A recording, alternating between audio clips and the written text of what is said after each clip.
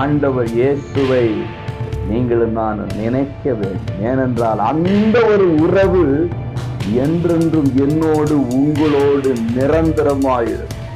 இம்மைக்கும் மறுமைக்குமான தேவன் அவர்.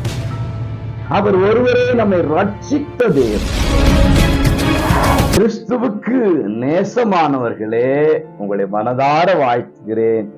ஏசப்பாவின் தயவு உங்களோடு இருப்பதாக.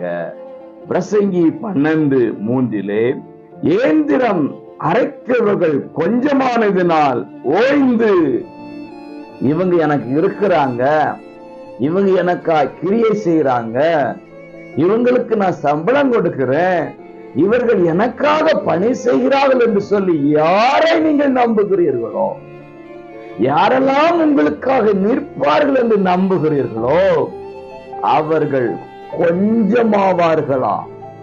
அப்படின்னா பாதி பேர் உங்களை விட்டு போயிடுவாங்கன்னு அர்த்தம். சில உறவுகள் உங்களை விட்டு போய்விடும் என்று அர்த்தம்.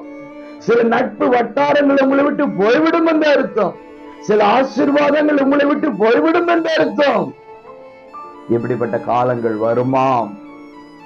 நிறைய பேர் சொல்றீங்க வந்துருச்சு, நிறைய பேர் என்னை விட்டு போயிட்டாங்க, நிறைய உறவுகள் என்னை கைவிட்டுருச்சு, யாரும் அளவோல நம்பணும் அவர்கள் பனி போல மறைஞ்சிட்டாங்க நீங்க சொல்ற மாதிரி இருக்கு.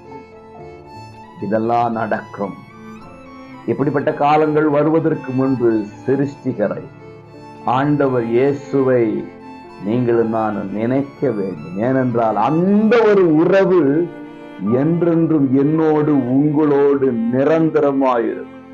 இம்மைக்கும் மறுமைக்குமான தேவன் அவர். இன்றைக்கு உங்களுக்கு ஆச்சரிய சிவா நினையுங்கள்.